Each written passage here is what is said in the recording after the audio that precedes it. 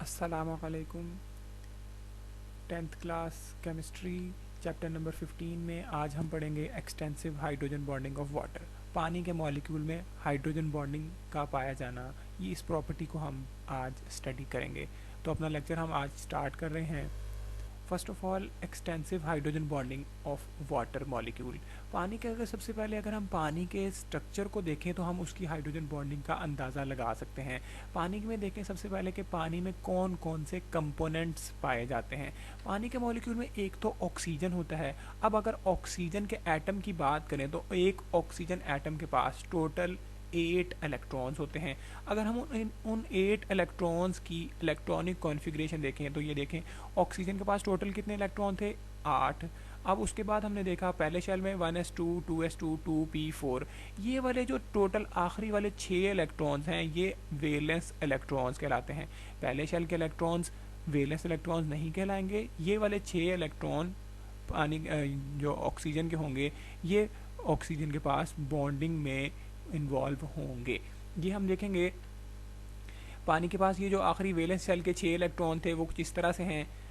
यहाँ पे देखें, ये 2 और 2 4 हो गए, और उसके अलावा ये 2 मिला के टोटल वैलेंस 6 इलेक्ट्रॉन्स पूरे हो गए। अब ये जो 6 इलेक्ट्रॉन थे, अब इन 6 इलेक्ट्रॉन में से पानी में सिर्फ ऑक्सीजन तो नहीं होता, पानी में तो हाइड्रोजन भी होता है। अब एक हाइड्रोजन आएगा, अपना इलेक्ट्रॉन लाएगा जो कि ऑक्सीजन के इस इलेक्ट्रॉन के साथ शेयर होकर यहाँ पे एक कोवलेंट बॉन्ड बन जाएगा। अब इसके अलावा हाइड्रोजन का एक और एटम आएगा जो कि ऑक्सीजन के इस इलेक्ट्रॉन से के साथ शेयर करके अब हमारे पास वाटर का मॉलिक्यूल बना देगा। अगर हम अब पानी के मॉलिक्यूल में देखें, ऑक्सीजन के पास 8 इलेक्ट्रॉन्स पूरे हो गए हैं। अगर ऑक्सीजन के पास 8 इलेक्ट्रॉन पूरे हो गए हैं तो उसकी बॉन्डिंग वाइज तो वो स्टेबल हो गया है।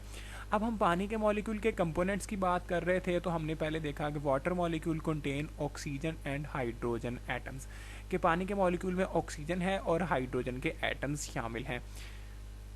इसके बाद हम पानी के स्ट्रक्चर की बात करेंगे। पानी का स्ट्रक्चर कैसा होता है? पानी के स्ट्रक्चर में हमने देखा कि पानी के मॉलिक्यूल में एक तो OH बॉन्ड है 2 दफ़ा, और पानी के मॉलिक्यूल में ऑक्सीजन के ऊपर ये वाले 2 दफ़ा लोन पेयर मौजूद हैं। इस बातों को हम यहाँ पे लिखेंगे। Water contain 2 covalent bond OH। पानी में एक OH ये वाला, दूसरा OH बॉन्ड ये वाला। इसके अलावा हमने देखा पानी के मॉलिक्यूल में ऑक्सीजन के ऊपर 2 लोन पेयर मौजूद होते हैं, lone pair number 1, lone pair number 2।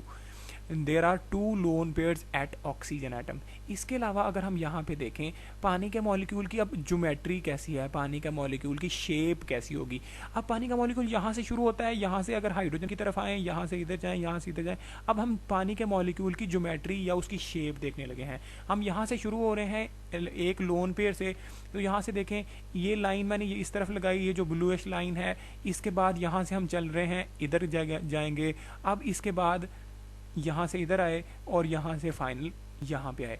इसका मतलब पानी के मॉलिक्यूल में 4 कोनों वाली शेप बन रही है। पानी के मॉलिक्यूल में 4 कोनों वाली शेप बन रही है, और 4 कोनों वाली शेप को हम टेट्राहेड्रल शेप कहते हैं।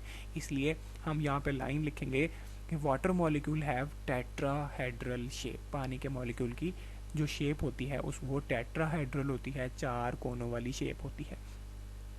अब उसके बाद देखेंगे कि पानी का मॉलिक्यूल हाइड्रोजन बॉन्डिंग कैसे बना सकता है। अब यहाँ से हम बताएं कि पानी के मॉलिक्यूल में एक हाइड्रोजन, इसके ऊपर पार्शियल पॉजिटिव चार्ज, ऑक्सीजन के ऊपर इस इलेक्ट्रॉन की वजह से भी और इस इलेक्ट्रॉन पेयर की वजह से 2 दफ़ा लोन पेयर है, मतलब कि 2 दफ़ा नेगेटिव चार्ज मौजूद है, और यहाँ पे हाइड्रोजन पे पॉजिटिव चार्ज है। एक हाइड्रोजन बॉन्ड बनेगा इसकी वजह से, एक हाइड्रोजन बॉन्ड बनेगा इस हाइड्रोजन की वजह से, एक हाइड्रोजन बॉन्ड इस लोन पेयर की वजह से, एक हाइड्रोजन बॉन्ड इस लोन पेयर की वजह से। मतलब एक पानी का मॉलिक्यूल टोटल 4 हाइड्रोजन बॉन्ड्स बना सकता है। इस बात को हम यहाँ पे लिखेंगे, नंबर ऑफ हाइड्रोजन बॉन्ड्स पर मॉलिक्यूल। एक पानी का मॉलिक्यूल कितने हाइड्रोजन बॉन्ड बना सकता है। जैसा कि हम यहाँ पे देख रहे हैं, पानी का मॉलिक्यूल, अगर ये वाला एक पानी का मॉलिक्यूल है, इसने एक लोन पेयर की वजह से यहाँ पे बॉन्ड बनाया, यहाँ पे भी ऑक्सीजन का लोन पेयर होगा जिसकी वजह से उसने यहाँ पे हाइड्रोजन बॉन्ड बनाया। अब उसके अलावा मैंने यहाँ पे आपको बताया था पानी का एक मॉलिक्यूल 4 दफ़ा हाइड्रोजन बॉन्ड बना सकता है। इसलिए हम यहाँ पे लिखेंगे due to tetrahedral geometry of water molecule, water single molecule of water give 4 hydrogen bond. पानी का एक मॉलिक्यूल हो तो वो 4 हाइड्रोजन बॉन्ड बना सकता है। इसका मतलब क्या है, पानी के मॉलिक्यूल में बहुत ज़्यादा हाइड्रोजन बॉन्डिंग पाई जाती है। अब इस बात को जस्टिफाई करने के लिए पानी का एक मॉलिक्यूल किस तरह से 4 हाइड्रोजन बॉन्ड बनाता है वो हम नेक्स्ट पढ़ने वाले हैं। यहाँ पे देखें, हमारे पास एक पानी का मॉलिक्यूल, जिस तरह के उसके पास ऑक्सीजन के ऊपर 2 लोन पेयर अवेलेबल हैं और यहाँ पे इस बॉन्ड को मैंने ब्लूइश लाइन से शो किया है। और दूसरा एक पानी का मॉलिक्यूल ये, एक पानी का मॉलिक्यूल ये, पानी का मॉलिक्यूल एक और आ गया है, एक और पानी का मॉलिक्यूल हम ड्रॉ करेंगे। अब ये 4 पानी के मॉलिक्यूल 5 मैंने ड्रॉ किए। अब यहाँ पे हम देखें, अगर ये वाला हाइड्रोजन इसके ऊपर पार्शियल पॉजिटिव चार्ज है, वो इसके साथ हाइड्रोजन बॉन्ड बनाएगा, वो यहाँ पे हाइड्रोजन बॉन्ड भी बन सकता है। यहाँ से हाइड्रोजन से स्टार्ट होके इसके लोन पेयर तक भी हाइड्रोजन बॉन्ड बन सकता है, यहाँ से इस तरफ भी हाइड्रोजन बॉन्ड बनाएगा। अब हम इसको देखेंगे कि यहाँ से हाइड्रोजन पे पार्शियल पॉजिटिव चार्ज था, ऑक्सीजन के ऊपर लोन पेयर, जिसकी वजह से यहाँ पे हाइड्रोजन बॉन्ड बन गया। हमें पता है हाइड्रोजन बॉन्ड को हम लोन पेयर डॉटेड लाइन से शो करते हैं। उसके अलावा यहाँ पे देखें, एक हाइड्रोजन बॉन्ड ये बन गया, इसके अलावा हाइड्रोजन बॉन्ड एक ये बन गया और एक हाइड्रोजन बॉन्ड यहाँ पे भी बन सकता है।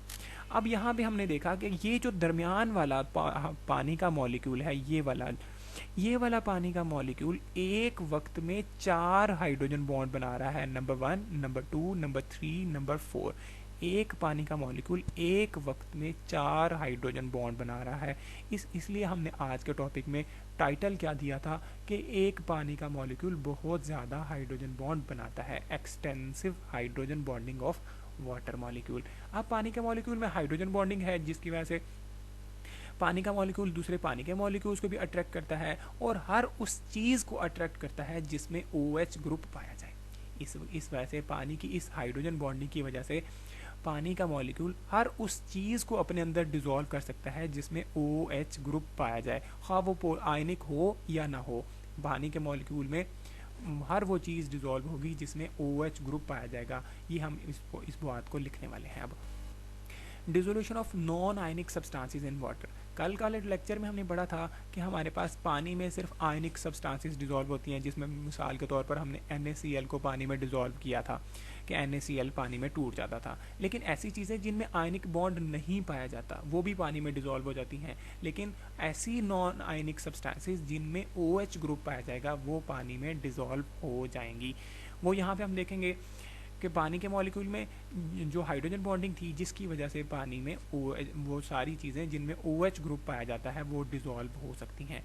यहाँ पे हम देखेंगे unique hydrogen bonding of water molecule enable the water to dissolve many polar non ionic compounds. यहाँ पे ये बड़ी बात इंटरेस्टिंग है, ऐसी चीज़ें जो पोलर तो हों लेकिन आयनिक ना हो उनको पानी अपने अंदर डिसॉल्व कर सकता है। Many polar non ionic compounds having hydroxyl group, हर वो पोलर सब्सटेंस जिसमें OH ग्रुप पाया जाएगा वो पानी में डिसॉल्व हो सकेगी।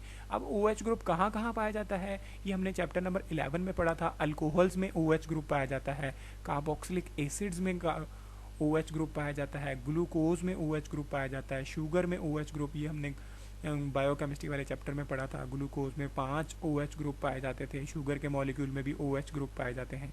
अब हर वो चीज़ जो कि पोलर हो जिसमें OH ग्रुप पाया जाए वो पानी में डिसॉल्व हो सकेगी। क्यों? क्योंकि इस ग्लूकोज हो या ऑर्गेनिक एसिड हो, ग्लूकोज हो, शुगर हो या अल्कोहल हो, उसका जो OH ग्रुप होगा वो पानी के OH के साथ हाइड्रोजन बॉन्ड बना लेगा, जिसकी वजह से वो पानी में डिसॉल्व हो सकेगा। यहाँ तक हमने देखा पानी में नॉन आयनिक सब्सटेंसेस लेकिन पोलर हों जिनमें OH हो वो पानी में डिसॉल्व हो सकती हैं। हमारी एक्सरसाइज का क्वेश्चन नंबर 4 है, उसमें लिखा है how does water dissolve sugar and alcohol. पानी में शुगर और अल्कोहल किस तरह से डिसॉल्व हो सकती हैं, ये सारा इस क्वेश्चन का आंसर है। इस क्वेश्चन को भी मार्क कर लीजिएगा, एक्सरसाइज में क्वेश्चन नंबर 4 है, उसका आंसर भी यही वाला है कि पानी के शुगर के मॉलिक्यूल में और अल्कोहल के मॉलिक्यूल में OH शामिल होता है, जिसकी वजह से वो पानी के साथ हाइड्रोजन बॉन्डिंग बनाकर पानी में शुगर और अल्कोहल डिसॉल्व हो जाते हैं।